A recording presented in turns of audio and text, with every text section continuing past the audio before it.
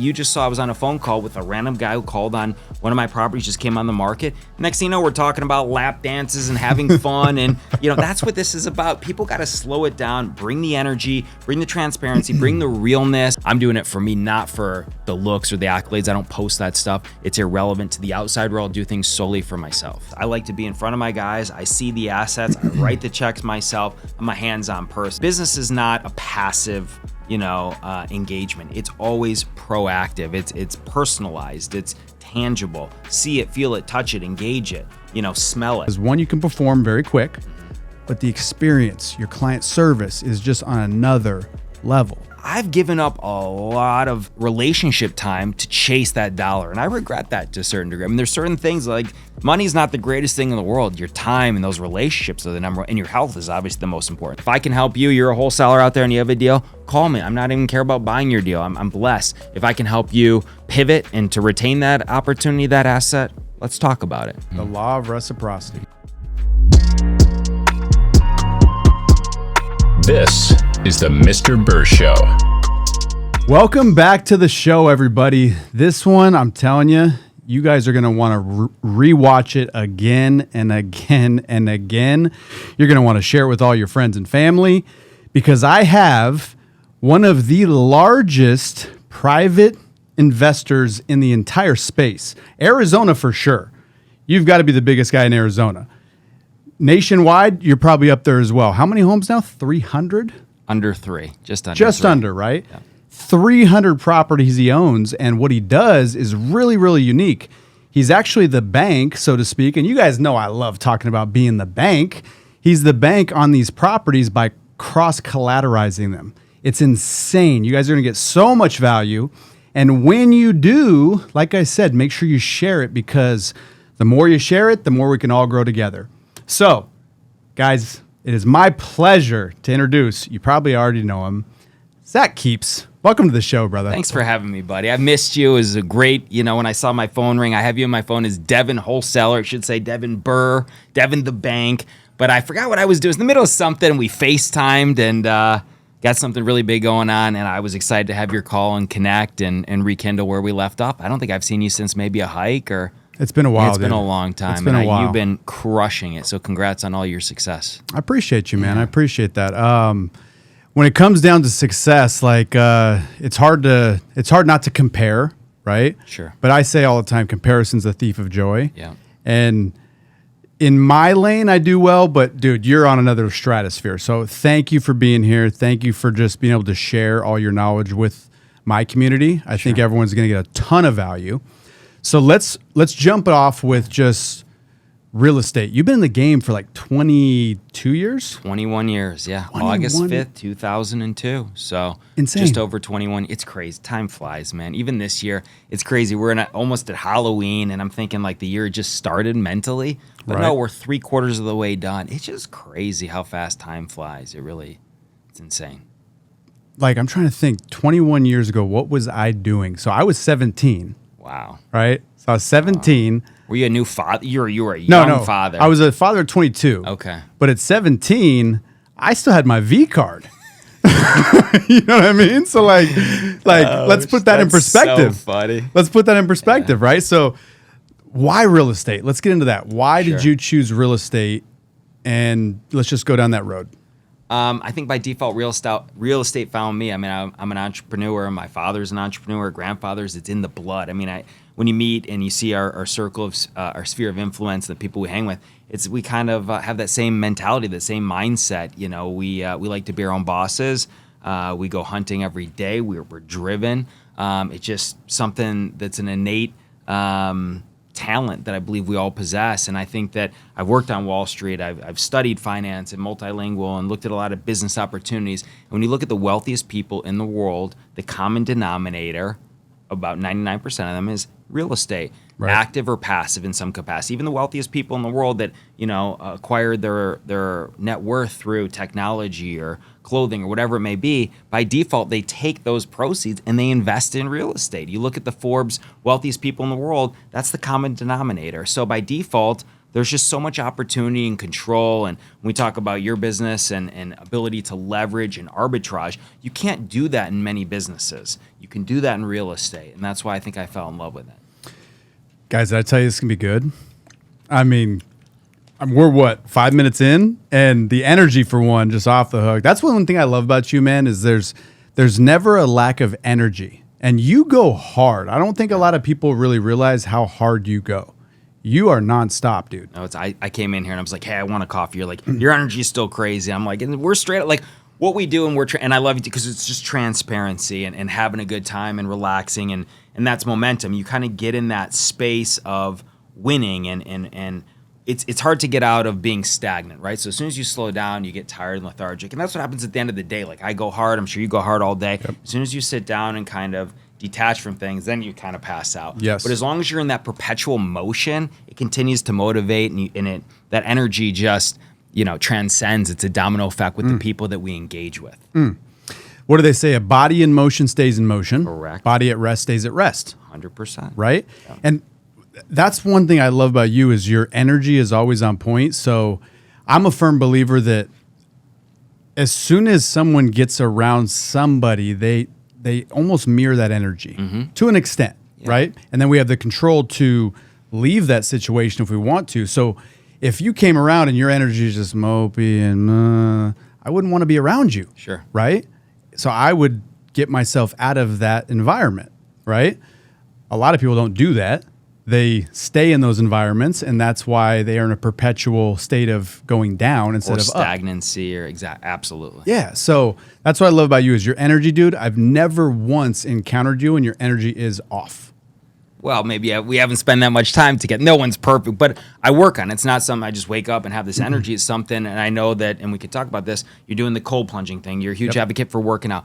I'm the same way. You don't just, it's like filling up your gas tank. You have to fill it up to have the fuel to move forward. Right. And how do you fuel yourself to maintain that energy? I think that's a really important thing that I like to, we have no agenda, and I love coming in here. There's no predetermined questions. It's raw, it's authentic. And I think energy is super important. You just saw I was on a phone call with a random guy who called on one of my properties, just came on the market. Next thing you know, we're talking about lap dances and having fun. And, that's what this is about. People got to slow it down, bring the energy, bring the transparency, bring the realness, the authentic ability to the table, and have a good time. Like I start my day by working out and walking with my dogs and kind of that's how I fuel my body and fuel my mind and start in a positive way. And then you can kind of deflect all that negativity, or you get around someone with stagnant energy or negative energy. It's up to you to either allow yourself to embrace it or deflect it. 100%. 100%. So you're big on morning routine. Absolutely. Right? So you touched on it briefly. Let's take everyone through like your step-by-step morning routine. Sure. I'm not just about morning routine. I'm just a routine person. Like, I love to travel. I've been blessed. I've done a lot of different things, but I'm about repetition and hitting those reps daily. It's like I'm a man of simplicity. I like to eat a healthy meal in the morning. I like to spend time with my dogs. I like to be present, get the heart rate moving in the morning, have a great workout. And that's how I start my day pretty much every day. Start with multiple wins so that, carries you through the day. Good food, good energy, good workout, good mindset. Positivity. So you're Monday through Friday, obviously. Weekends as well?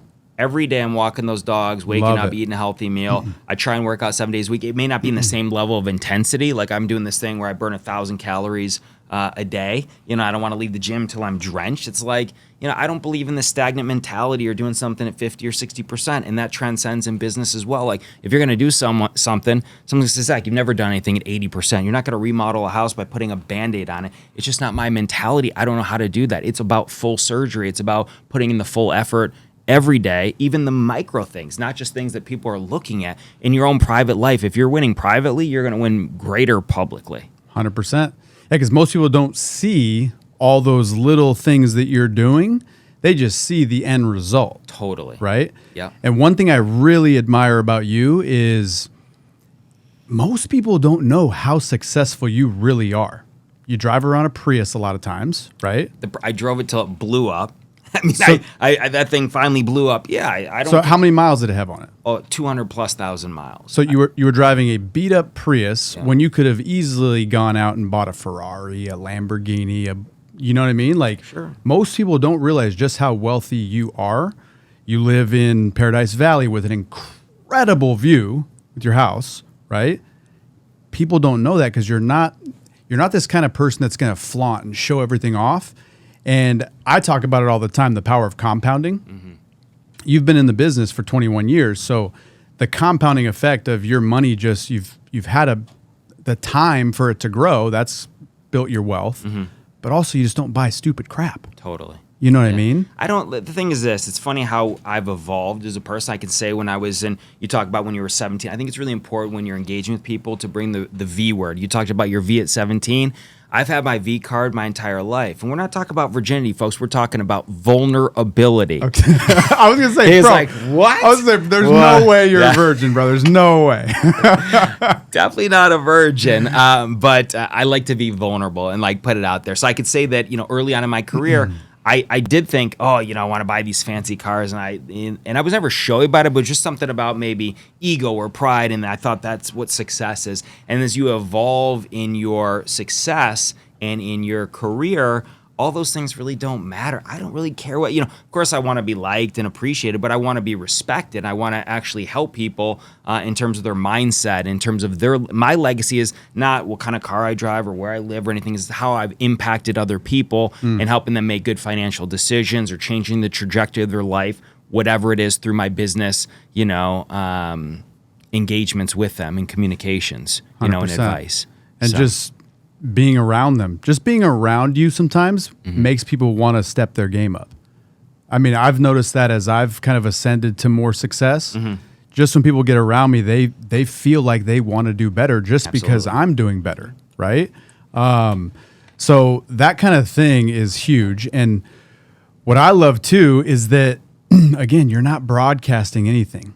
Like I actually had to ask you to drive your cool car here and not the Prius. So wait, the Prius broke down. So the what Prius did you get? blew up. So then I got a used by the way, Tesla. Okay. Yeah. Model 3? Model S? Yeah. Okay. Like a 2016, 2017, again, cars to me, somewhat of a liability, right? It just, I don't see those things appreciating. You could buy an amazing sports car. I'm not a car enthusiast. I know you love cars. They're fine. And it's, to me, like if I drive a fancy car, it feels good, but I'm not driving it for the attention. I almost drive it in the opposite because I feel good in the car and I'm not looking for someone to say, bro, nice car. Who are you? What do you do? Whatever. If anything, I just put my head down and the sunglasses on and I'm doing it for me, not for the looks or the accolades. I don't post that stuff. It's irrelevant to the outside world. I do things solely for myself. Guys, rewind that, please, and re-listen to that. That is so profound what he just said. So many people out there are getting these things like the Louis Vuitton, the watches, the cars to impress people that they don't know, and those people don't care about them. They don't even know who they are. They don't even know who they less, are. Right? If you're getting something, you should get it because you like it, because it fills your cup up.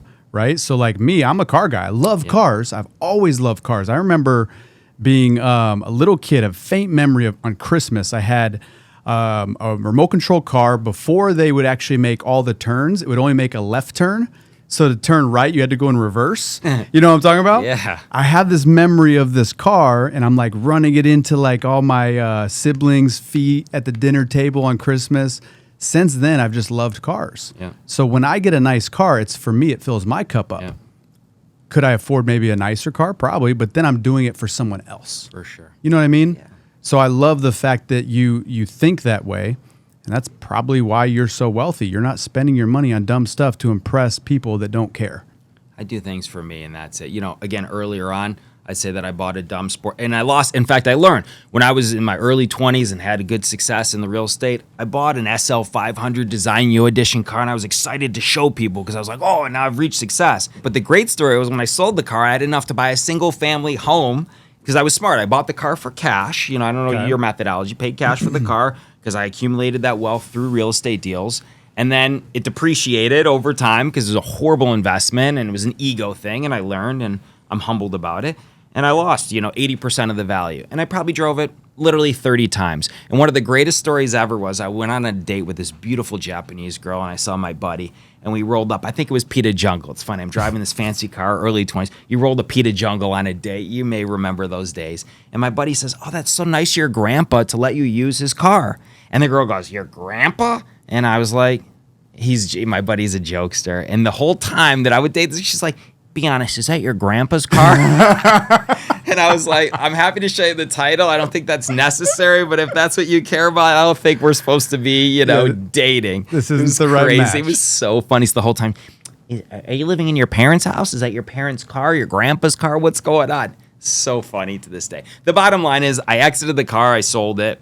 Again, got 20% of the original value, put it in a single family home, and that single family home today that I bought for 30 is worth $400,000. You still own that house? Absolutely own the house. Yeah. So all these properties that you've purchased, have you ever done flips, or you just hold on to everything? No, absolutely. So early on in my career, I made, I needed to create more cash in order to buy these homes free and clear. So I flipped early on. So you had the domino effect of the income, and also, and I want to talk about being bankable, which is very important. You have to show the income. If I had the ability, or I was a trust fund baby and I had a bunch of cash, I would never really have sold because I could just cross-collateralize and have a bunch of unencumbered homes. But in order to create the unencumbered homes, I needed to create the cash to buy those assets and then have them appreciate and then pledge them to the bank. So it's like a catch-22, right? You don't necessarily want to flip unless you need the cash, and then you need the cash in order to be bankable and show both sides. So love it. More complex, but the bottom line is yes, it's a game of delayed gratification. It's a game of transparency. It's a long-term game. It's a delayed gratification game, as you know very well. Yep. Let's unpack what he just said, guys. It's people get into this game of real estate usually wholesaling. Mm-hmm. That's kind of the easiest way to get in, where you don't have to have a bunch of capital. Usually it's just earnest money deposits, right? So you get into wholesaling, you start making some money. What so many people do is they start making some big checks, and like we said before, they start blowing it on dumb stuff to impress people all the time, right? Yeah. And then the market shifts, and everyone's got their tail between their legs. Like, what are we doing now? They've got all these liabilities because they bought these cars and these houses and all this stupid stuff, right? So what Zach did, and I'm telling you guys, really, really rewind and dig into what he said. He flipped homes up front. He got the ATM, so to speak, pumping out money by doing things that were transactional, right? Yep. Wholesaling, flips. You're accumulating capital, so that way you can go buy these properties that other people can't because you have the cash to buy them. Yep. You're a buyer that can close right now. And let's jump into, once you did that and you started getting all these properties, historically, real estate just goes up in value, right? Sure. So as value goes up and you have equity, now that's when you can cross-collateralize. Let's explain that to people that might not know what that means. Sure, let's break it down. So early on, I came out to Arizona, had a few dollars, not much at all. My bar mitzvah fund, $20,000, whatever it was, from random jobs, small money. I joined venture with people utilizing OPM, other people's money, to then leverage those funds to go out, take their money, find a property, match their funds with the home. I did all what's called the human capital. I did all the work. I found the asset. I brought in the crews. I oversaw everything. I managed it. And then I sold it. So I took it through acquisition, through remodel, to disposition or sell. Once that property sold, we split the profits, call it 50-50. They got their return on investment. I made my money. I add to my cash. Every time I did that, I keep adding to my stockpile of cash. Now, eventually, I have enough cash to go up to buy my own single-family home without using OPM. Zach buys his first home. In the interim, I'm not greedy. I continue using the OPM, the other people's money, and then buy another home. Okay? And then same thing, keep working. But the homes that I bought, I didn't flip. I just rented them out. And so let's say I buy those homes for $30,000, I put in 20, those are $50,000. They're unencumbered, right? There's no debt on them. Eventually, let's call it, I remember my first deal with the bank was 6 homes. Because when the market crashed in 2008, the banks didn't want to lend on real estate. They were fearful, right? It's quick memories. They're like, whoa, we don't want to do anything with real estate. It just went from $400,000 to $30,000. This is a high risk, situation. But I had acquired these homes at the bottom of the market, $30,000, $40,000, and now I acquired 6 of them and fully remodeled, and they were rented out. Finally, when the market restabilized, the bank said, "Hey, Zach, I see you bought some cash transactions because they can find in the tax records. And all of a sudden, banks were calling me, are you interested in getting leverage? Are you interested in getting debt, which means, leverage? And I said, of course, where have you been? You're right, I've just been using all my cash. So my first loan, I think, was like for $300,000 at 50 cents on the dollar, meaning if those homes were 600,000 or 620, they lend me whatever, 360 at 50 cents on the dollar. Very low risk from a bank. Right. Banks are risk averse. They don't want to incur risk. They just want to get fixed returns. So I borrowed that money, and now what I have is a line of credit. So as opposed to just taking one house and refinancing it and getting a line of credit, I packaged the 6 homes that I own free and clear, no debt, said, here's all the deeds. They gave me one blanket loan across those 6 assets. Here's 360,000, whatever, 320, whatever it was. And I went out, and because homes were 30,000, I could go buy 10 homes effectively now. And because I'm borrowing this money from the bank, those new homes that I bought are all free and clear because now I just have a line of credit. But the 6 homes that I pledged to the bank could carry, right? I could afford to borrow that debt that I used for the 10 new homes based on the rental income of the 6. So now all of a sudden I own 16 homes and the new 10 have no debt. I rent all of those out, go back to the bank, and I say, here's 10 more homes to collateralize. And then boom, those 10 were worth, let's call it $1 million, and I want to borrow 500,000. Take that 500 out, and it's a domino effect of a game that you stabilize these assets, bring them back to the bank, and they lend you the money because you're buying good assets. You're cherry picking. You have equity. You've got value. You've got reportable income. I wasn't going out there collecting rents and cash and saying, oh, look at these great deals. I was showing the bank that I had the ability to repay the debt. Very transparent, honest. I paid a lot in taxes early on, but I'm playing the long game. I'm not about going for the sprint. I'm going for the marathon. And so if you could stay the course and do everything and follow the roadmap about the delayed gratification, you could grow this thing infinite. We talk about infinite banking and infinite returns. Effectively, I can keep recycling these dollars, rinse, repeat 1,000,000 times over by selecting good assets, buying things with value or creating value, and then rinse and repeat with the bank on an infinite level. It's a beautiful thing. It's a beautiful thing. It is a beautiful, beautiful thing because you're probably I would say probably the quickest cash buyer out in Phoenix because you don't have to go get hard money for anything. Nope. There's no hard money. Never. There's no private money. Nope. This is what I do. Every day almost, I'm looking at my financials. I just know where everything's at. I've got 13 infinite banking policies. I've got 13 bank accounts. I've got 4 trusts. I've got just all kinds of stuff moving all over the place. Mm-hmm. So I constantly just have an eye on it. I know where it's at. I'm sure you're the same way. You know how much equity you have that you can cross-collateralize at any given time, right?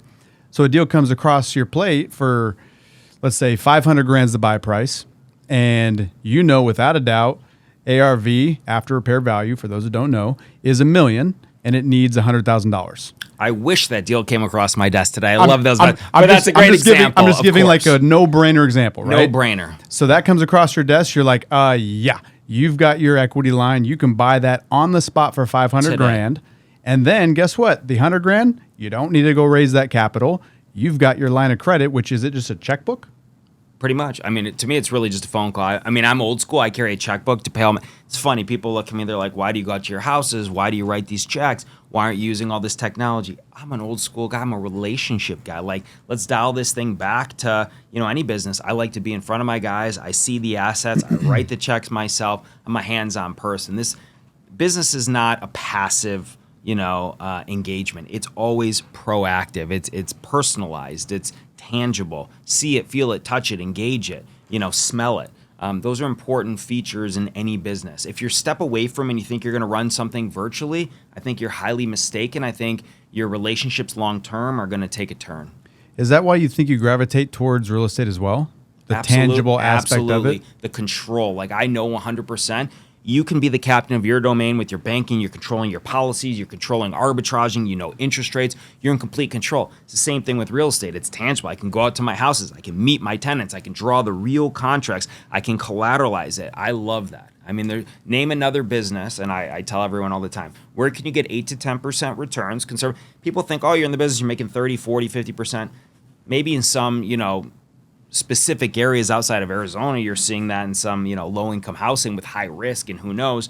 But in a very calculated business, 8 to 10 is a very good return, especially with equity. So I'm always about control. Like we're playing the game of Monopoly, but it's real and it's real fun. It's exciting. It's exhilarating, and we're always in control. It's a beautiful thing to always have the ability to, have a gun on you and have the ammunition. There's nothing worse than having a gun, but you don't have ammunition. That gun is worthless. Right? So I want to be in control 24/7. If I want an opportunity, I don't need to have a contingency of finding someone to lend me the money or calling a bank to say, will you lend? I can make that decision right now. And there's something so like gratifying and empowering about looking somebody in the eye and saying, I'll take it and I'll close tomorrow. And they're like, you can do that? Yeah, no problem. But it didn't always be like that, right? And that's the power of being, well capitalized, being bankable, and having liquidity. Every decision you make isn't contingent on 3 other things transpiring. We're in complete control. I'm not waiting for 5 other people. I can tell you with 100, being a guarantee in business is very powerful. 100%. So if you can say, we're the bank, I'm going to fund this deal, I'm closing tomorrow, there's no contingencies, the seller's going to say, where do I sign? This is amazing. You can close tomorrow. I could close today if you have clear title. It's empowering. Guys, think about that. If you follow the framework, like he said, there's a roadmap.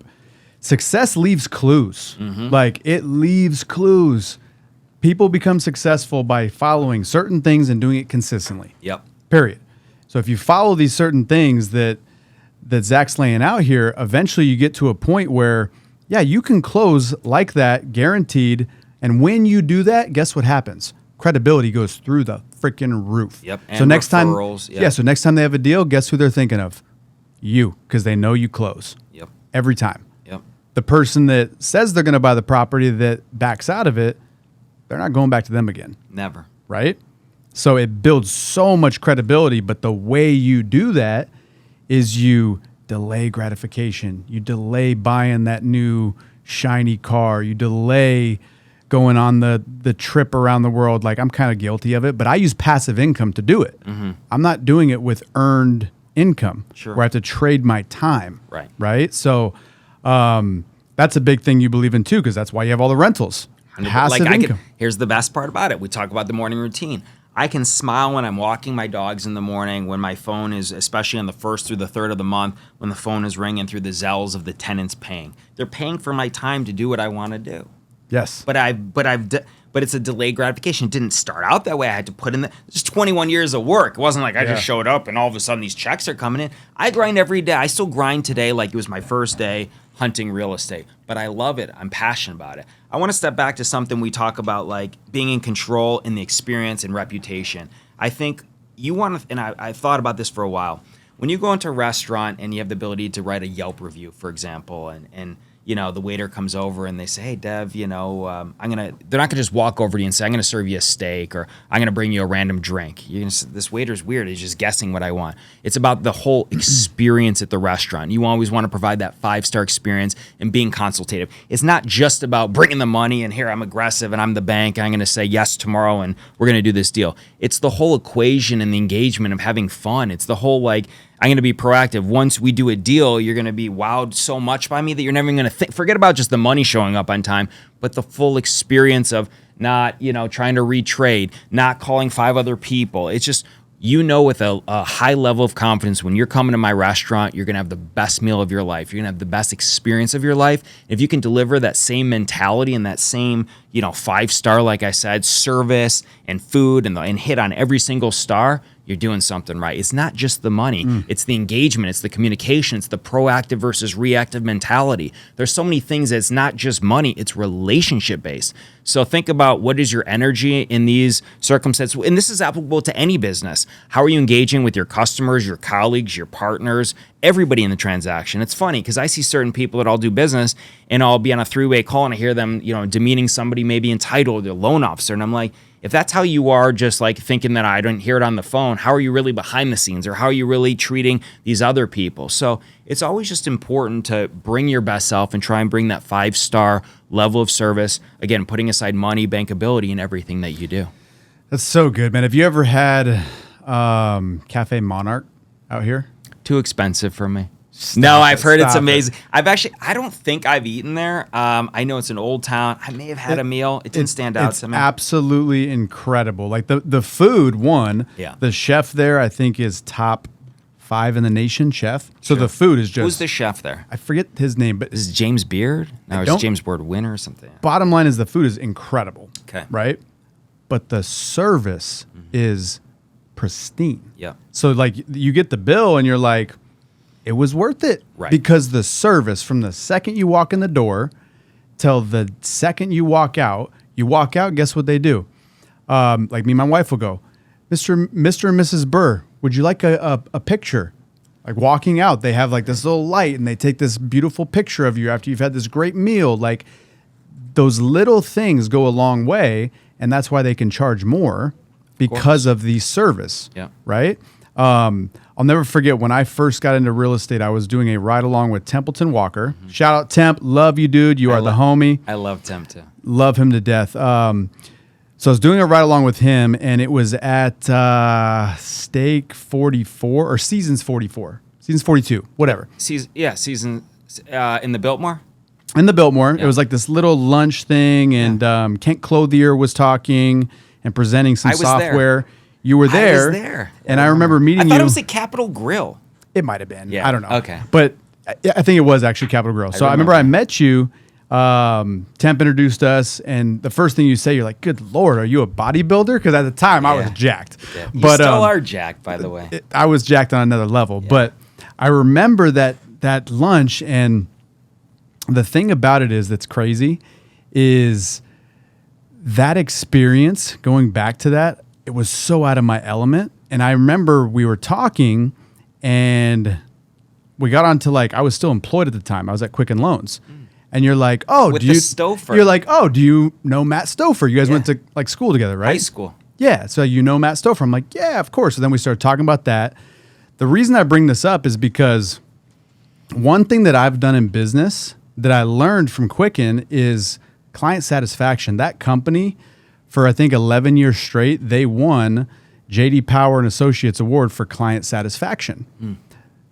Just going above and beyond in transactions in business takes you to a different stratosphere. You could pay the exact same price for a house, but to your point, what's the experience like? Right. What's the client service like, right? And you do that extremely well, which is why you generally get these houses, because one, you can perform very quick, but the experience, your client service is just on another level, right? Yeah, I mean, the end of the day, and I think you probably have a large audience of different a lot of people in this business, and they're always concerned about, is the buyer, did they fund? Did you send your money? Where's your earnest money? When you have a high, engaged buyer who's very credible, you never have to call them to follow up. In fact, they're going to have the opposite experience. Hey, Mr. and Mrs. Wholesaler, I already wired the money for the earnest. By the way, the funds for closing, they're going to be there a day early, so you don't have to call and worry about it. What I want you to do is focus on more deals that we can, create that win-win situation multiple times over. So you're not sitting here babysitting and expending, energy and effort on something that I already know is going to be 100% guaranteed. And that's a beautiful thing because everyone's worried about, you're only as good as your last deal. And sometimes in wholesale, you may have one deal, two deals, maybe you crush, you make 50 or 100,000. You're so worried that deal's not going to close versus, oh, Devin's the buyer? Great. I'm going to go out and find 5 more of those so I can sell them 5 more and triple. And you talk about bringing it to a whole new stratosphere, which I love that mentality. It's exactly right. They don't have to worry about and babysit the transaction. They're like 100% confident in you as the buyer. They can focus their efforts and energy on their health and then their wealth. Love it. Yeah, because without your health, you don't have anything. It's the most important thing out there, 100%. I try to tell people this all the time. And again, when we first met, I was dialed. Like my health was definitely better than it is now just because I had more time to focus on it. As an entrepreneur, you just don't have as much time. But it's a priority of mine, so I make time. Sure. Right? So I go to the gym generally 7 days a week. And if it's a day where like I'm really, really sore, that day might just be stretching, foam rolling, sauna. You know what I mean? I'm there. I'm putting in the reps. But in the past, it was like 2 times a day, right? That's a lot. Yeah. So, but it's so important, eating right, to your point, like getting a good meal in you. Ask me my routine. What's your routine? What's your deal? I know you're So, dialed in. My morning routine is I get up at 3:30, 4 a.m. Because I want the world to be quiet.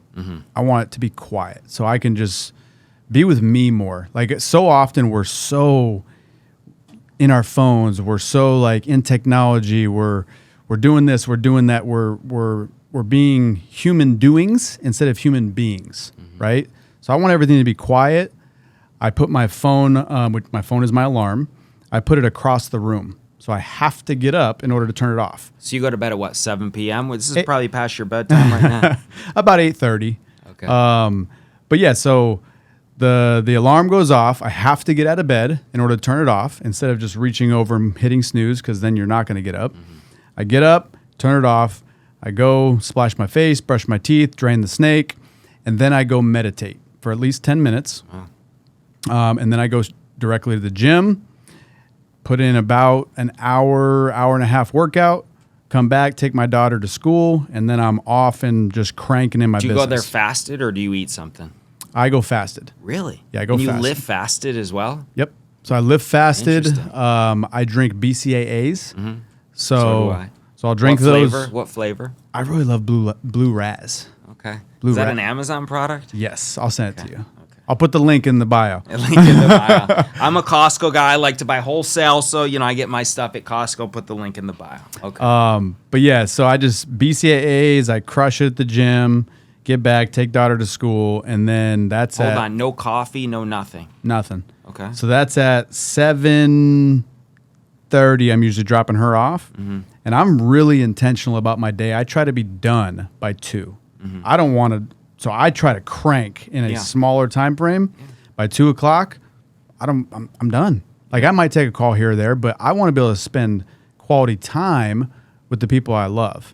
Because there's been times in the past where I've worked so hard to make money, and then because I'm working for someone else, they're taking a lot of taxes, right? So I'm not keeping that much. So I got to keep working harder. And as I get up higher in the brackets, tax brackets, I'm getting taxed more. So I'm not keeping as much. So I had to keep working harder and trading my time for dollars. So I got to a point where I was making a couple $100,000 a year, but I couldn't enjoy it with anybody. Right. You know what I mean? So now I want to bust my tail, make as much money as I can. 2 o'clock, it's family time, And I learned that from Templeton. That's why I love you, Temp. You the man. So that's my routine, man. Yeah. That's what I do. That's great. And I know you have a new one coming. When's the due date? Yeah, this is a crazy story, guys. I haven't told many people this. The due date is November 27th, so it's coming up here soon. And I was traveling in Alaska. Wifey wasn't with me. This was a couple months ago. And so we'd already been pregnant for a few months. And she hits me up and she's like texting me. She's like, hey, where was our first date? I'm like, Christmas of the Princess. We went ice skating. Come on. And then she's like, what day was it? So I'm like, Oh, shit. I can't get this wrong. She's like testing me right now. Because that's going to be your due date, guaranteed. This is the thing, dude. I look through my pictures and I find out our first date was November 27th of 2016. Wow. And the due date is November 27th. Insane. Just, I hope she conceives on that day. That's and if, so cool. And if not, we're probably going to have like a C-section, so it'll be that it'll day. Be you'll induce. Yeah, so like just such a blessing, and it just so cool. Really cool, man. And just I wanted the middle name to be something like Faith or Serendipity. I'm just kidding. what this was is my daughter's Serendipity. I gave the greatest dessert place, by the way, in New York City. Serendipity. It is the frozen hot chocolate dessert. It's Serendipity. If anyone's in New York, check that place out if it's still in existence. It's amazing. I'll go. I love dessert. I love dessert too. Fries on Shea and Tatum has the greatest strawberry shortcake dessert of all time. It's $22. Best money you'll ever spend. $22 for a $22 for a full strawberry shortcake dessert. It's got like, you remember those Good Humor bars with the like the what do you call it? The crust on the outside, the shortcake, and then the inside is strawberry and vanilla with a little frosting. It is orgasmic. It's delicious. I highly recommend. Not healthy, but you gotta live life. My pants just moved. Yeah, mine too. God, can we take a break? Clean up on stage room 3. Clean up on stage room 3. Thank you. Okay. I freaking It's love good. it. It's good. You can see why I love this guy. There was a time actually where I remember I FaceTimed you, and you answered and you were in the shower. Yeah. And I'm like, what are you doing? I'm like, it's so good. It's a business call. I mean, let's be honest. I didn't like put it down to the knees, you know. Just Right. what are you doing? Showering? What, you got a deal? I mean, if I don't answer, you're going on to the next person on the B list. So I got to answer the call. It was the funniest thing ever, dude. I was like, man, you can call me back. You're like, what do you got going? What do you got? I'm busy. Like, Time is money. You're Yeah. scrubbing. I was like, this guy is a freaking hoot. And this was probably 2020, like end of 2020, Okay. right when I was starting to get into really starting to do decent. Yeah. Like this guy Zach Kepes is crazy, man. You know what? You gotta mix up. You gotta differentiate yourself. I mean, everyone's doing the same stuff out there. So I always tell people in my coaching and whatnot, what are you doing to stand out from the crowds? Is it your energy? Is it your sense of humor? What is dynamic and unique about you, and how can you leverage it? Like, you got the whole Burr thing, the custom jacket and the stuff. It's a beautiful thing, but it's authentically you and it works. You can't be someone you're not. Always stay true to yourself, but like do something to differentiate yourself, whether it's charitable work, whatever it is. It doesn't even have to be within business, but you should highlight those things. So many people forget about that. I think that those things always run hand in hand. If you're big into fishing and that's your passion, or guns, or do workouts, or whatever it is, make sure you integrate that into your social media, into your conversation, so people can understand who you are as a person. If you're not personable, they just see you as some level of an annuity of income. There's no true relationship. You're never going to have depth and long-term engagement with those clients. Did you mention something about 30 minutes ago about vulnerability? Mm-hmm. Like you call that your V. You've Yeah, had your the V card. You got to be vulnerable. Did that is one of the things I've learned. The more vulnerable you get, the stronger a connection becomes. For sure. Like Absolutely. last year I'd never spoken on stage. I was terrified, absolutely terrified of it. It was last May, and I'm like, I'm just gonna do it. I'm gonna fight. I'm gonna, take my fears head on and just do it. Yeah. And I was on stage talking about something I know very well, infinite banking. Mm-hmm. Like, if you tell me to get up there and talk about rocket science, I'm gonna probably piss my pants. Sure. 'Cause I have no idea what I'm talking about. Infinite banking, I knew it like the back of my hand. I use it. I was just telling people how I use it with real estate. Mm-hmm. It was not hard once I got up there. But while I was sitting in the back about to go up, I'm shaking like a leaf, right? Terrified. Palms are sweating. Luckily, I had a sport coat on because once I took it off, the undershirt, the sweat Drenched. ring was down to my freaking waist, right? So I get up there. I'm just talking about something I know. Super easy. Next time I talk on stage, I got invited the next month to speak on stage, and I got into my story. Vulnerable point in my life where I was on the edge of suicide, 31 years old, dead broke, bankrupt, single father, like heartbroken. I got into like the story of like when I hit rock bottom, and I'm like almost in tears on stage, and I see everyone just leaning forward. For sure. Leaning forward, and they're starting to get teary-eyed. At the end of that speech, I get off stage, I had a line of people thanking me, starting to share their different experiences. I have connections from that speech that we still talk on the regular. Amazing. Because of the vulnerability. 1000%. You They know what I could just mean? see you up there as some guy, hey, this guy wants to get rich. He's about, wants to get famous or whatever. Or you break it down. You talk, like I've said the same thing. Like I'll talk about my dad, battling cancer. My twin sister had cancer. I mean, it's riddled my family. And you start talking about that, and all of a sudden, oh, they're human beings just like we are. You're relatable. You don't do it you do it because you're comfortable and you want to engage someone, but also it's about that whole level of connectivity. Once you open up that onion a little bit, no pun, you start the tears come because it's strong in the engagement. But if you just stay on that external epidermis and the outer level, there's no real penetration. There's no real engagement. Once you open something up, then all of a sudden there's connection. There's realness and rawness. And, that's where the magic happens in those stages. Good for you for doing that, by the way. Yeah, it was terrifying. I thought I did horrible because, like, I had a certain, I had a format of how I wanted the speech to go. At the beginning, I totally messed up, like, how I was going to do it. So then my, heart starts racing. So then I took the focus off me. So I was researching how to public speak. And the second you take the focus off you, it's easy. when you think about it's all about you, that's when you start getting in your thoughts. So I just took the focus off me and thanked the person putting on the event. I'm like, give it up for Caleb for putting this on. Everyone started clapping at him, and I just caught my breath, and then boom, I was back in it. Sure. But since then, dude, that's one of the biggest highs I get is talking on stage and speaking. It is incredible.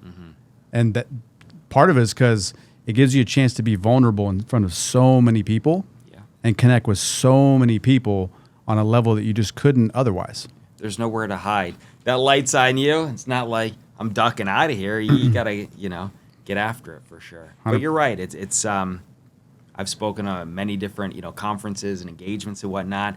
And there's a level of energy after a level of gratification. It's just like a high. It feels good. It is. Especially when you just really connect with people. Yep. But again, as long as you're authentic to yourself and you're just being raw and vulnerable, good things are going to happen. Yep. It's just, if you're going to be up there acting, you're going to have a problem. Yep. And you should be nervous if that's the case. But if you just know what you know and you do your thing, I never like having anything. It's funny. I don't like having prepared stuff. I always like to ask. That's my number one thing. I tell anyone out there, if you have an opportunity to speak to a crowd, you should have a general, outline of what you want to talk about. But people are there for a reason. And if you ever get stuck at something, you always just say, hey, I just want to open up. I like the word consultative, right? People want to know certain things. And if you just start talking about yourself or your life, someone's like, yeah, I'm disengaged. But then all of a sudden you say, so why are you here, Devin, tonight? What brought you to the stage? Let's open this up and kind of have a collaboration and keep it engaging. Good things are going to happen because now all of a sudden people are like, he's calling. Let's get off the phones. Let's pay attention, whatever it is, and draw that engagement by being consultative to the audience. And that's a great 100%. way of things happening. If you just talk about yourself, people just are like, oh, this guy's some wealthy entrepreneur, great, wait for the next speaker, versus, hey, what brought you here? How can I serve you? What questions do you have? All of a sudden now it's an engaging environment versus unilateral. And it's more just, it's just natural conversations too. Sure.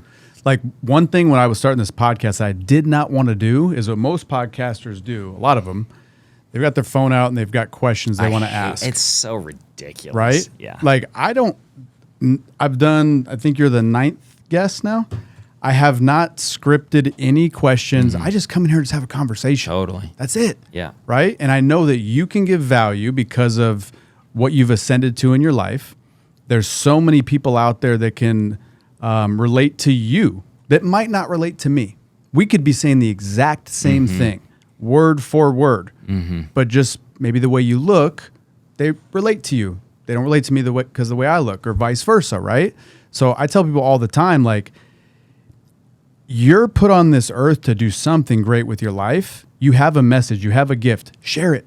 Totally. Just share it because you never know who you can connect with that can get value from it. Connect with one person, you change the trajectory of one person's mentality or a morning routine or just the energy or the thought of how they're engaging in their life. Or I love what you said about the family time. Like, and they're like, I'm vulnerable. Like, yeah, I've given up a lot of, relationship time to chase that dollar. And I regret that to a certain degree. I mean, there's certain things like money's not the greatest thing in the world. Your time and those relationships are the number one, and your health is obviously the most important. So if you have an opportunity for that deal to acquire, or you have the time to go work out or spend time with your significant other, I would say you spend time with a significant other. And if you can work out with a significant other at the same time, do that versus chasing. There'll always be another deal. And, I'm guilty of multiple times earlier on. I'm much better now, but early on I've ruined relationships because I was greedy about deals. I was thinking, this is the most important thing. At the end of the day, there will be another deal. There may not be that another amazing person in your life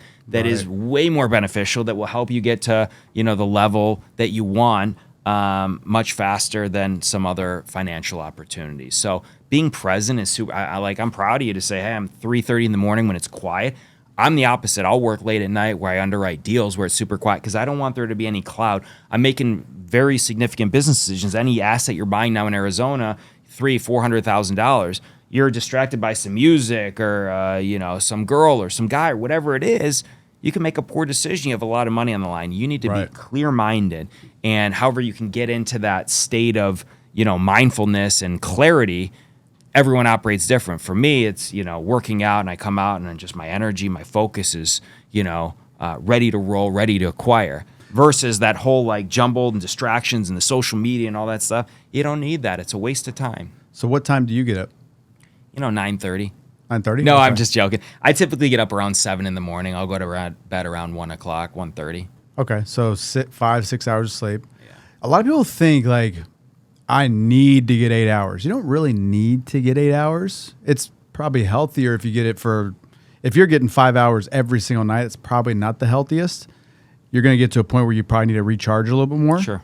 But for me, I probably get consistently 6 to 7 hours. Mm-hmm. And dude, I crank. I usually have pretty darn high energy. You look great. You know, you feel good. You know, like most people don't think I'm my age. I'm 38 years old, almost 39. Most people are like, dude, you're not. There's no way.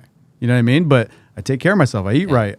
I go to the gym, like I said. So, so you go to sleep around 1, which is crazy, dude. Me at 1, I'd be like, that's me like raging, right? It's so funny. But it's just whatever is your zone, right? Like if you are zoned in at that time, do it.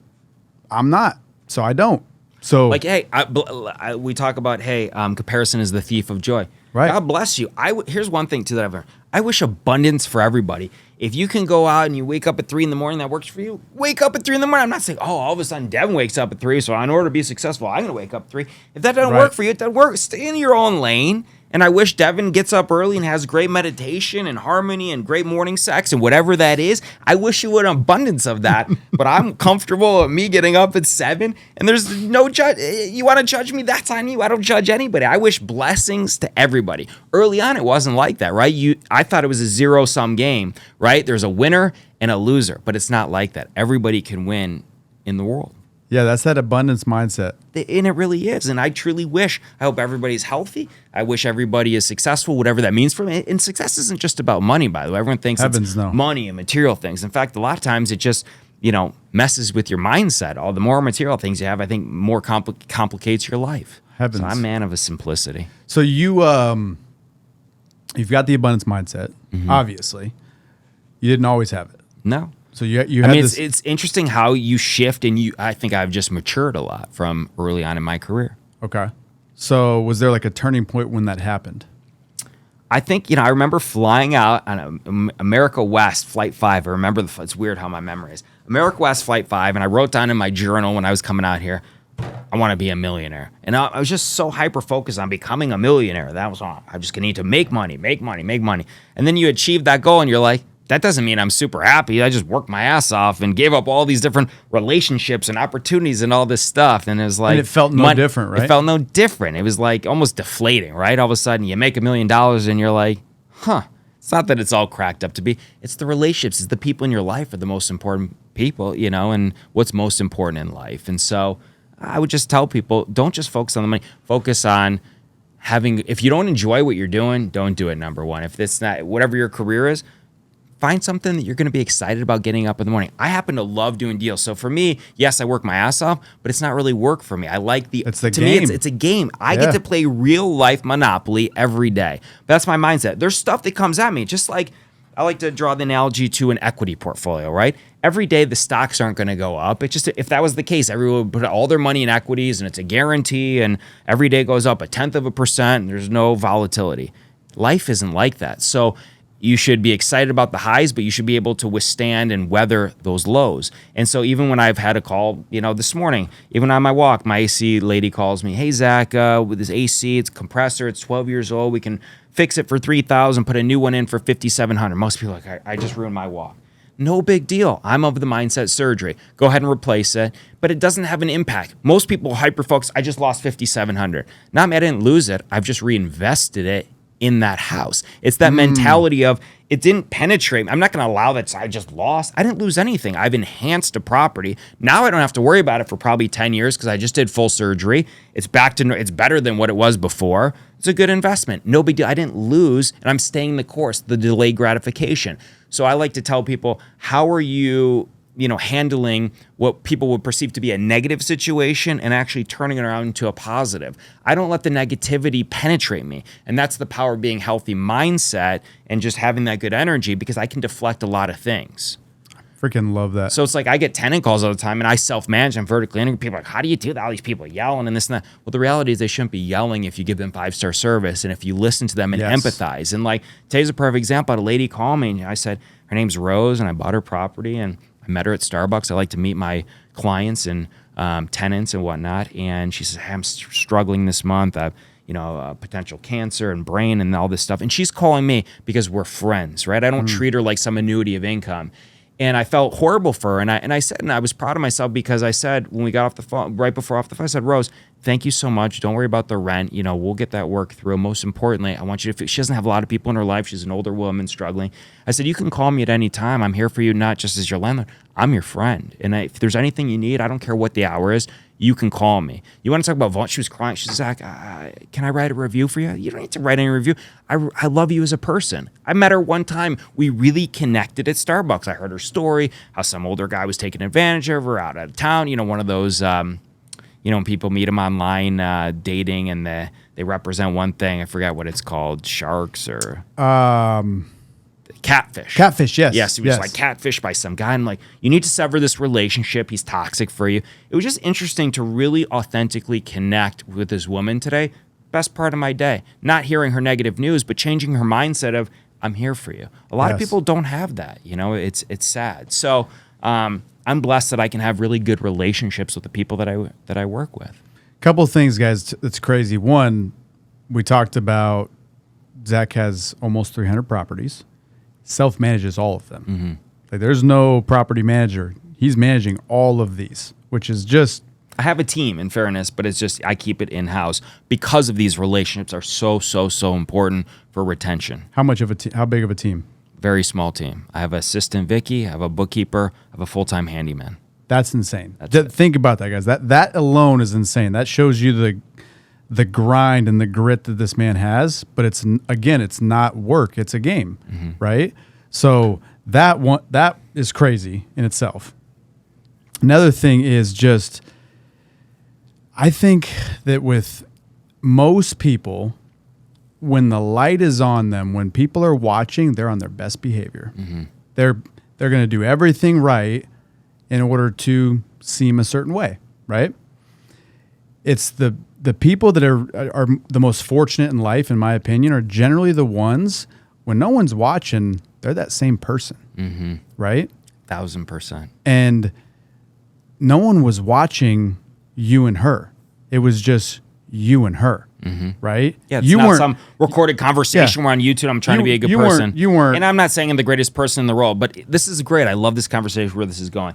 I have this thing, it's called karma. And I don't do things just because, I'm going to do this and good things are going to happen. I just believe that's the truth. I think that's, I'm not a Mr. Religious person. I'm spiritual. I believe in God and all that stuff. But at the end of the day, if you always operate at the highest level of integrity and you do the right thing, I'm a firm believer good things are going to happen for you. I'm the guy that when I walk my dogs at night, it'd be easy to leave their feces on the side of the road, right? No one's watching. It's pitch dark. But you have an obligation. You need to pick that up. If you don't, I'm the guy that says, something bad's going to happen. I just believe it. Forget about anything else. I just believe in karma. It's down to picking up feces. I know it sounds weird, but do the right thing when no one's looking. Yes. And good things are going to happen when everyone's looking or not looking. It doesn't really matter who's looking. Just focus on you. Don't worry about the external world. Just focus on what you can control, and that's yourself. Yes. Because so many people get to a certain point in life, they ascend to a certain level of success, and they might feel like, I don't need to pick that up. Right. That's below me now, and you've gotten to that point where you could think that way, but you're like, you know what? No, that's karma. If I don't do that, something bad is going to happen to me. For sure. So when no one's looking, what are you actually doing? Sure. And I think that's why you see so much success in your life, because when no one's really looking, you're still doing the right things. And can we talk about what you shared with me on the Zoom, or is it too early to talk about that? I can hint at it. Or not on the Zoom, on the FaceTime. Yeah. Yeah, I can't fully disclose what it is, but I think that, again, it's kind of a tribute to the 21 years of work I put in. We talk about doing the right thing all the time, being transparent, being real and authentic, and good things will transpire. Really good things will transpire. And I'm working on a deal that I've been working on for over 2 years that is coming to fruition, that your audience will see, hopefully by the end of this year, something massive that I'm super excited about. Legally, I can't talk about it yet, but it is happening 100%. It is already transpiring, but to go out in public, they will see about it.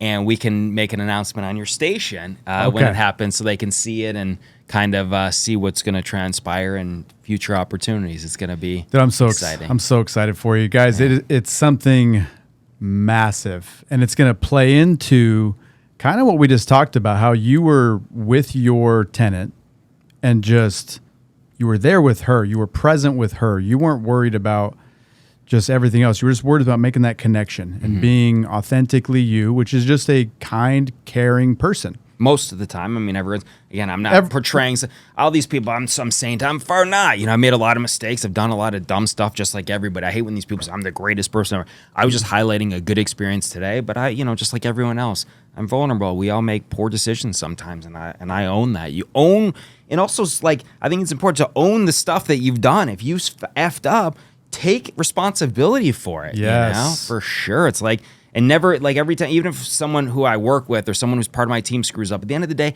I'll own their mistake because I'm the one that put them in that situation. So stop like placing blame on others and own stuff. I think a lot of people are always situational and pointing fingers, but like, it's time to take ownership. Once you take ownership of things, good things will happen. Just step up, move forward instead of delaying and pointing, figure out a solution and move forward. Stop delaying. Dude, when you point fingers, there's 3 pointing back at you, right? For sure. So if you can take responsibility for any mistake in your life, that's when generally your life gets better. For sure. Like hands down. So you've made mistakes. We all have. What's the biggest mistake you've made? It depends in what respect, whether it be in relationships, in business, because we were talking about business.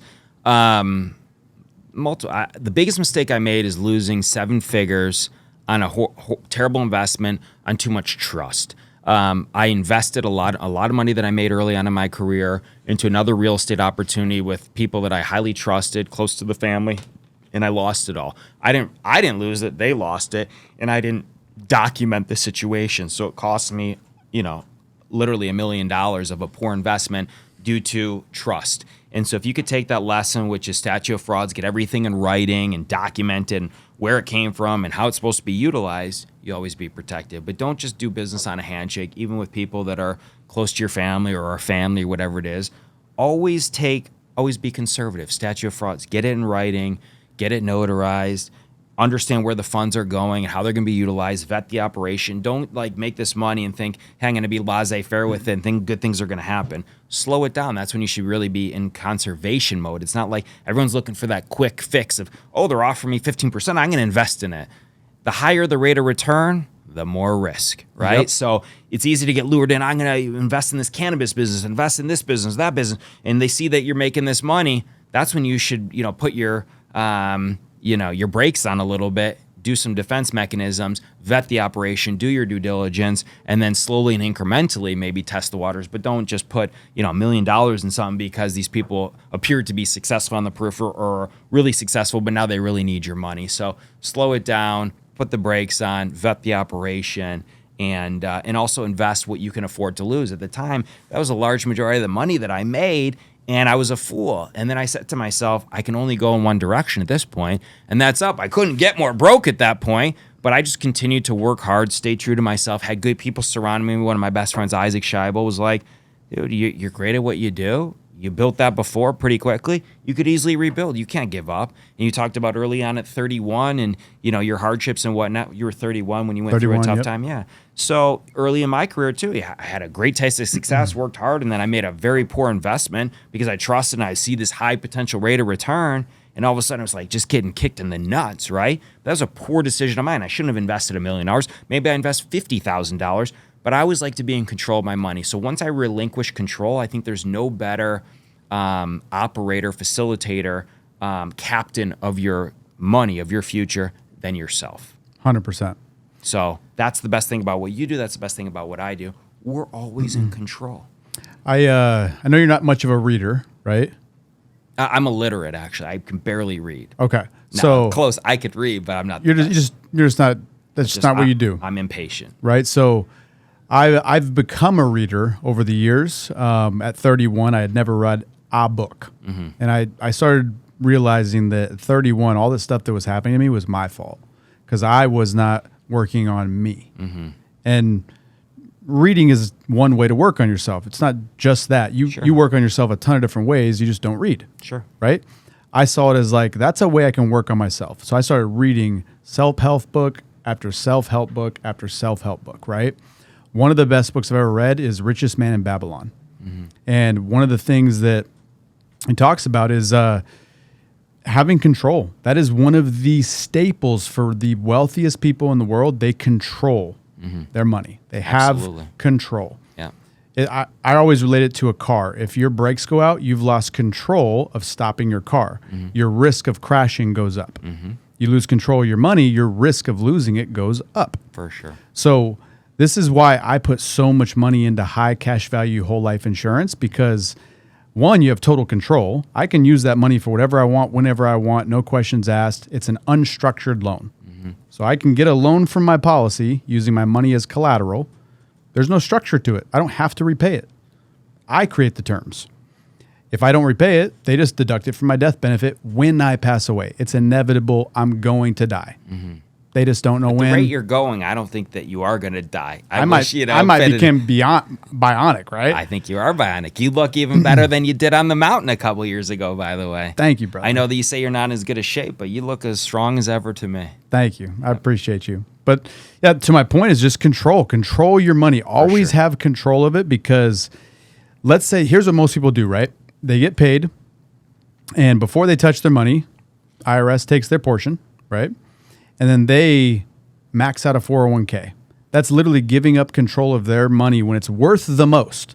Today, it's worth more than it's going to be worth tomorrow, day after, let alone when you're 60 years old if you're 30, right?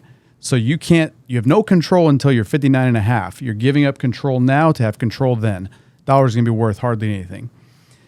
If you're putting all this money into a 401k like most people do, and an opportunity comes up, your money's stuck there. It's trapped. You can't pounce on a house that someone brings to you. Well, if it was self-directed 401k, potentially you could. But I think you're talking about putting the money into a 401k that's controlled by a third party, like in equities, 100%. And let's talk about that for a second. I came from a Wall Street background. I worked on Wall Street. I worked for Prudential Securities, created zero-cost collar options. I made these institutions a lot of money just even as an internship. And one thing that I recognized is, it's funny. We bust our ass all year. And by default, you're right. Oh, we can max out 52,000, whatever it is, into a Roth or whatever it may be. And now all of a sudden you're delegating that money right off the top of your income to some third party. Most of these people, you meet your financial advisor once. Most people don't even see them face to face once a year. You're letting that individual control your future by making whatever decisions they want or whatever the company's pushing them in some inside deal. And they're getting paid 1% of that portfolio ballpark. Whether it goes up or down, they really don't even care about you. It's not like when things have been bad lately. By the way, I haven't even heard from my financial advisor, right? I stopped contributing to my 401k. I don't do it. I'm in 100% control. Do I still have equities? Yes. I like the level of diversification, but not having control is ridiculous. And those people that we're allocating our hard-earned money to, most of us, they don't know us. They couldn't tell you. They probably don't know that you're about to have another baby or know your family demographics or know your history. There's no vulnerability there. There's just a thank you for your money. I get 1% of your $10 million, whatever it is. Thank you for your business. They'll send me some chocolates once a year. Nobody cares. That's a bad situation to be in. You want to control that destiny, and you can do that through banking. I can do that through real estate. Yeah, they don't care if it goes up or down because they're getting the 1%. There's no real relationship there. It's sad. Yep. It's funny how they don't call you when things go down, but they'll brag, oh, market's up 15% this year. Things just want to touch base. Yeah, you haven't called me in 3 years. Overall, my portfolio is down 63%. Thanks for the calls and support. I've been contemplating jumping off the cliff. Now you're telling me you're up 15%. But overall, let's look at the macro, not the micro. I'm down 63%. Hello? I could have used a life jacket a little while ago. You know what they want? Because it's up. They're thinking you'll put more. Yeah, reinvestment. Now's a good time. You can dollar cost average. Oh, so I can give you, take another 1% off the top. Yep. No, thank you. I'm happy to control my own destiny. I don't need to. In fact, I get 1% richer by not investing with you. I'll find the appropriate asset class. Yeah, you mentioned like a solo 401k or like a self-directed IRA. Great tools because you have control, right? So like if I put money into a self-directed IRA, I can control where that's going instead of it going into some equity fund. Yeah, like someone else pulling the levers and they might not even know what the heck they're doing, right? So, or it goes into an index or whatever. I can control, like, all right, so I've got this money in the self-directed. I know Kepes is pretty darn good at making some money. Let me lend money to him, right? Mm-hmm. And he pays me an interest rate. So I become a private lender or whatever, Correct. even though you don't need it. I'm just an example. Yeah, it's a good example. Yeah. So I'm lending money to you from my self-directed IRA. That money comes back to that self-directed, tax-free. It's a beautiful There's no thing. taxes. Right. Here's the only problem with it, and here's where the level of control dwindles with those kind of products, is that it has to go back to the IRA. Mm-hmm. It's a retirement account. So it has to go back there and build up. So you can't use it for whatever you want. You can use it for investments to grow it for retirement. But you can't use it for the short term to take that trip to Venice. Right. Right. So that's why I like policies, because I can put money into a policy. It's guaranteed to grow at 3.25%. And there's no restriction on that money of what you can do with it. They're not saying, Exactly. Devin, you can't take this money and go eat at Cafe Monarch, and you can't take this money and go buy that beautiful 911 Porsche. Exactly. So I basically use my policies as a storehouse of capital. I just keep putting as much capital there as possible, because as soon as it goes there, it's guaranteed to grow. It'll never lose value. Contractually guaranteed. And it's only 3.25%. It's not a huge amount of growth, but compounded over time, it becomes a huge number the more I put, right? As it grows, just like a house. As a house value goes up, what can you do? You can borrow more against the equity. My cash value goes up. Guess what I can do? I can borrow more. I'll always be able to borrow more, guaranteed. And then I can take it, go buy whatever I want. I can feed it back to that policy if I want, or I can go on a trip. I can buy the Porsche. I can do whatever I want. There's no restrictions. It's 100% unhindered control. And that's what I love about it. Sure. We operate the same way. It's funny because you're Mr. Burr in the banking, and I'm Mr. Burr, in essence, in the real estate. You know what's crazy, dude? I used to not do infinite banking. It was something I learned during the pandemic, and I used to just do real estate. Started out wholesaling, did flips, and then I started thinking, you know what? You had mentioned this before. Is like everyone has something that's like theirs that they can differentiate themselves. I was on a walkthrough with Temp. We were buying all of our properties together. I was joint venturing with him. I'd bring the property. He knew how to do everything, so we'd split profits, and I'd learn how to do everything by being with him on the deal. Did probably 8 or 9 deals, 0 marketing dollars, just going to meetups from January till probably May. We're walking this property, and he's like, dude, you've done such an amazing job, kind of like riding my wave. Like, there's something about you. I'm holding you back. Create your own wave. Create your own wave. And like, if you just keep working with me, I'll make a lot of money. Like, but you need to like be more you. There's something. And I started thinking, I'm like, there's the Burr method of real estate investing. My name is Devin Burr. I am Mr. Burr. Why don't I just coin myself as that? It's great. You know, so I was joking with wifey. I was like, I think I should legally change my name to that spelling. You know what I mean? But then also I started thinking about it too on the drive here to do this interview. I'm like, Zach has like the perfect name for what he does because he keeps his properties. So funny, right? Right? Zach keeps. So like, there's a branding play you could tap into there, I think, if you haven't already. Sure. You know? I mean, I just used my buddy Bruce McNeilage came, a great buyer. In fact, his mom and my dad were business partners in a law firm in Detroit. Carol McNeilage, wonderful, one of the best top women attorneys in the nation. Incredible, won all these huge, awards and settlements. And her son got into real estate, but he's out in Nashville and some other areas. And we visit, and it's funny how we both, he does big developments and subdivisions, and I do my thing out here. And I give him credit every time I go on a podcast and I say, trash. He's like, I'm out here turning trash to cash. I'm like, that's such a beautiful thing. I got to leverage that, but I also give credit where credit's due. He came up with that. But that's my thing. I turn trash to cash, but just have a good time. Just show what you do. I mean, there's something to it, like a good lesson I tell a lot of people. You're out there doing your thing, having fun. If you want to grow and scale your organization, you can multitask with what you're doing. Whenever I'm out on a property, for example, I'm walking it anyways. Turn your camera on. Leverage social media in a positive way. No BS, no editing, no nothing. It's like, hey guys, welcome to the newest acquisition. Welcome to this trash to cash. let's just have fun, but come up with your own terms and just make it your own. People can, I mean, the amount of engagement, people just want, they don't want to see the nice, they don't even care about the remodel. They just want to see how nasty these houses are. It's hilarious. Yes. Dude, it's so good because when I got into real estate, that's exactly what I did. I was joint venturing with Temp. So I didn't have a clue really what I was doing at first. Like, I don't know how to swing a hammer. Let's put it that way, right? I'm not handy at all. So I could not do the construction part of it. I learned how to be very good at raising capital. That was one thing I got really good at. So that was one benefit I brought to Temp is like, look, I can raise this capital. We can use this money. I can find the deal. And how I started finding the deals is when we'd have a deal together, I would constantly go walk the property and on my social media, on the stories, live. Hey guys, we're in here. We're gonna take this wall down. We're gonna open it up. Nice floor plan. We're gonna have floating shelves here. Like, and I'm kind of just BSing my way through it, but perception's reality, right? So people started seeing that they're like, oh, Mr. Burr buys properties.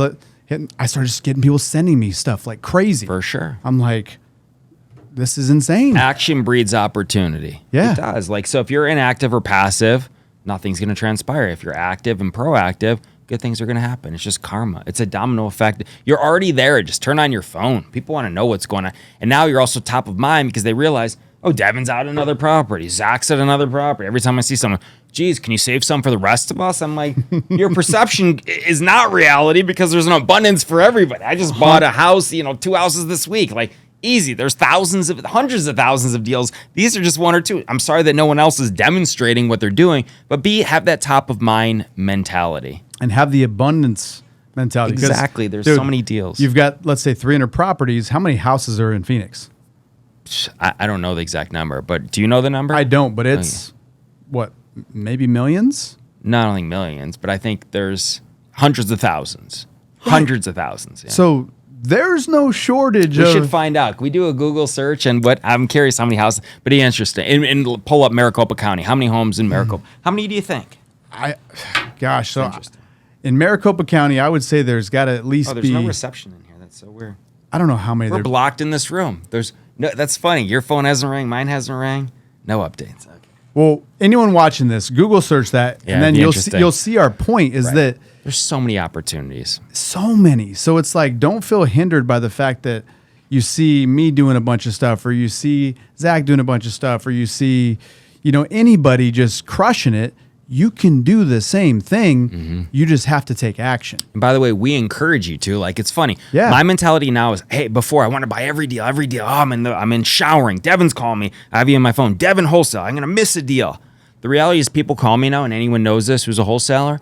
How can I help you retain this deal and not sell it? It's interesting. And if you don't have the capacity, whether it's OPM, you're not bankable, it's not a sub 2, it's whatever the case is, and you've exhausted all efforts, I'm happy to buy it. But let's discover how you can take this one down to build your personal financial statement and really grow. The future is in retention, not disposition. There's a reason why I'm holding and why I'm bullish long term, cautiously optimistic as always, in retaining these assets. So if I can help you, you're a wholesaler out there and you have a deal, call me. I'm not even care about buying your deal. I'm blessed. If I can help you pivot and to retain that opportunity, that asset, let's talk about it. Law of reciprocity. The law of reciprocity, right? You do something for somebody else, they feel like they got to do something for you now. And I'm blessed. Like, people say, how can I help you? Just be a nice person, man. Pass it on to somebody else. Yeah. It's a good feeling to be in that situation. Dude, I love you, man. Yeah, it's great. This has been good. Legitimately catch up and your energy. I'm excited about your kid's going to be a beautiful I'm baby. Like, part of me, man, like, hope she has blue eyes because my wife has these piercing blue eyes. Yeah. They're gorgeous. I've only met your wife once. She's on the quiet side. Beautiful girl, more on the quiet side. She is. We complement each other very well because I'm more outgoing and, enthusiastic. She's reserved and quiet, but once you get her opened up, she's a freaking goofball. She's a riot. She's a banker, isn't she? Or a mortgage broker? Yeah, so we met at Quicken Loans. Yeah. And then I had been there for a while. I see her walking by, and I'm like, ooh. So then I acted like I was on a call, and I walk out to see what she was working with, right? So I saw her walking away, and I'm like, yep, because I'm an ass guy. Yeah. I like butts, right? So I knew I liked you. Yeah. So she had a little junk in the trunk. Yeah. So I was like, okay. So then I just went and swooped her up before anyone else could. Yeah. This was 7 years ago already, which is crazy. But yeah, she's got these piercing blue eyes. So like part of me hopes that my daughter has those eyes, but the Part other of it doesn't. Part of it doesn't, because Right. like, dude, my oldest daughter right now, she's 16. She'll be 16 in next month. Is her name Haley? Haley. I remember. Haley Payton. She is gorgeous little girl. And I think if I was her age, I'd be looking at her like, oh, Haley's hot. Like, I can just tell, like, she is a very gorgeous girl. And now boys are starting to come around, and it's just like, oh, it's just it's a weird feeling. Yeah. So It's karma. It 100% is. By the way, I want to express something too. This is interesting. So, over the last few years, I'm in all these different networking groups and whatnot. I become friendly with Sam. Isn't it Sam? Tashney, that's my business partner. Yeah. Exactly. And he also is. Is he married? Is he married to your ex? So this is crazy. Yes, not a lot of people know this. Is my ex-wife, so my daughter's mom. We got divorced, and she remarried Sam, and you guys are partners or business partners in some company. I just think he's a great guy, and He then I is. didn't realize the connection. Then I see you guys traveling together. Like, you never see that. That's so No. abnormal, and I'm sure you probably never spoke about it. I don't need to bring your dirty air out there, but it was just so admirable to see how professional and how inspiring it is that despite whatever transpired in the past, you guys have managed to have an amazing situation that enhances all your lives, and in fact have a larger family together. It's a beautiful thing from my perspective. it wasn't always like that. At first, I resented him quite a lot because he was with my ex-wife. Sure. He's around my daughter, and like I just resented him.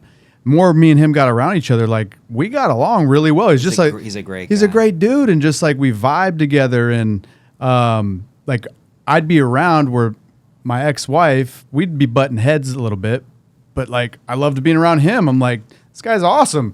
So then I saw how he was with my daughter, and I'm like, that's all that really mattered to me, is like he's amazing to her. He treats her like it's his daughter as well, which technically it is. He's been around since she's was 3, right?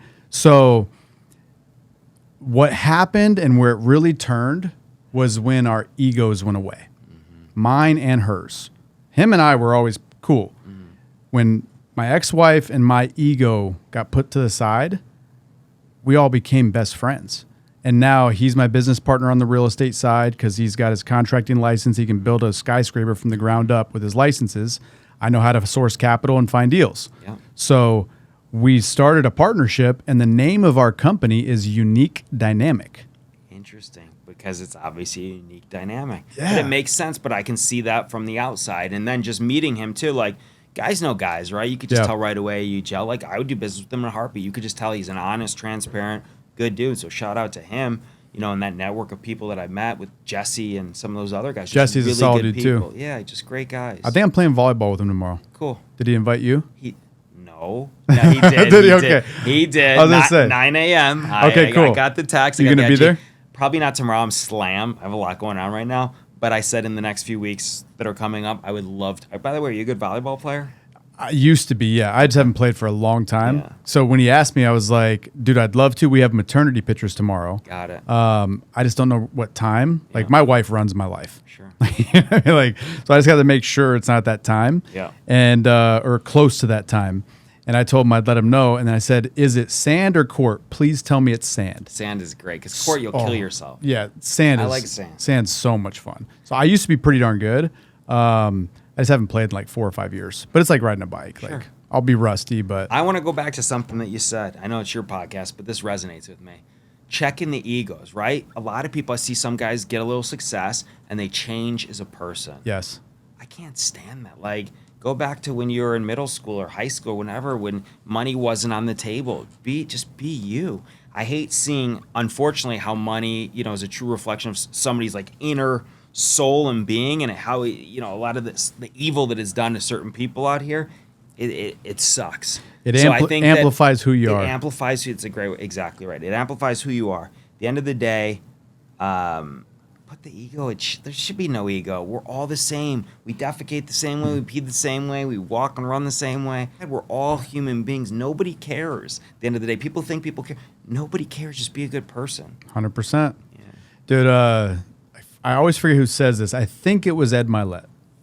And he said, ego stands for edging God out. Mm-hmm.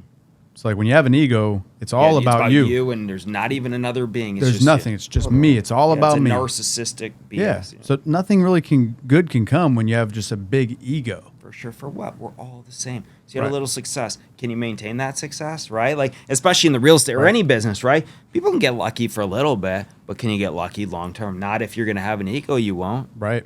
People pick up on that, and your service level and everything, the energy just goes downhill.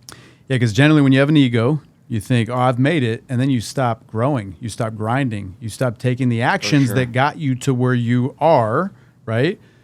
I'm a believer that your life and your success is a trailer of your habits. So whatever your habits have been, your life is that right now. Mm-hmm. What your life is going to be in 6 months or a year is a trailer predetermined of what the little micro work that no one sees at 3 a.m. and 4. That no one pretty much sees 99% of it too. People just think, oh, you got money, or oh, you're successful, and because you did this.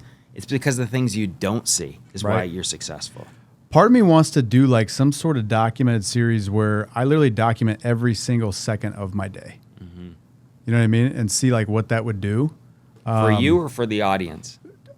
A little bit of both, because it could be skewed, right? Because then you know that you're on. I don't know. And then it affects your being because you know that you're recording and you're not hyper focused on authentic. I mean, you need it to be authentic. I'm just playing devil's advocate for a second. So if you're recording everything, I know that you're always naturally you. I'm me. You know, people say you're the same way as on Instagram or TikTok, or whatever as you are in person. There's a lot of people that are exactly the opposite, or they think you're putting something on for the camera.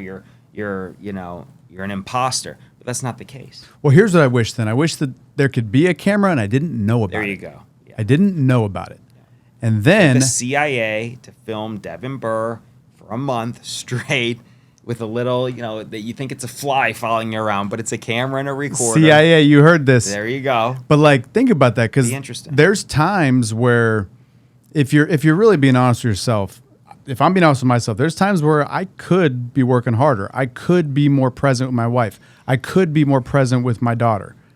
And if I see it from a third point perspective, I see myself, man, what are you doing, dude? Why are you on your phone right next to your daughter? Get off your freaking phone. Be with your daughter. Right?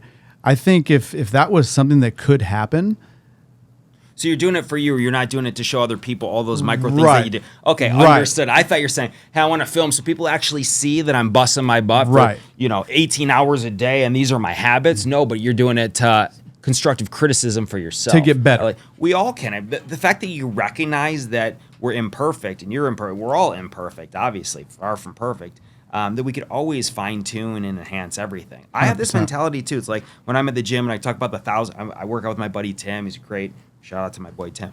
We push each other, right? And I'm a self-motivator as well, but it's fun to travel and pack or friends or whatnot. But it's like you don't go to the gym just to sit there and talk and say going through the routine.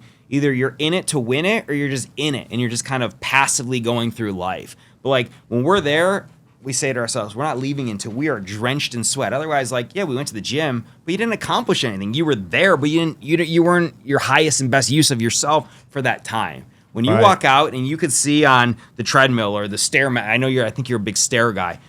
You can't fake the stairs. You can't fake running 4 miles and burning 1,000 calories on a self-perpetuated treadmill. Put in the work. Otherwise, you're just cheating yourself. Nobody else cares. Stop cheating yourself. 100%. Dude, we could go for hours, bro. Yeah. For hours. Yeah. Like, this is so good. I hope you guys are getting just a ton of value. Please, again, if you are, share it with everybody across all platforms. Just anything you're listening to this on, listening or watching, share it. Comments, your best takeaways, everything. I want to really know what you guys are getting from this, because as you do that, I know more of the things that you guys want to hear, right? So I can't thank you enough, man, for coming on and sharing. It's great to see you. When you called me, I was excited to hear from you. Again, elated for your success. I mean, it's cool how it originated with Tempe telling you, bro, you got something special. You got something unique. We all do. And we all need those people in our life sometimes. Like my buddy Isaac, when I lost the $1 million and I'm thinking, fuck, what am I going to do? Surround yourself with good people that are no matter what going to support you at your highs and support you at your lows. Yes. And push you because they care for you. Temp's definitely one of those guys for me. Yeah. Whenever I'm like kind of down, I reach out to Temp. That's awesome. And it's cool because I've become that for certain people. Mm-hmm. You know what I mean? Where they're reaching out to me because they know that I can say the right thing to get them back on track. Mm-hmm.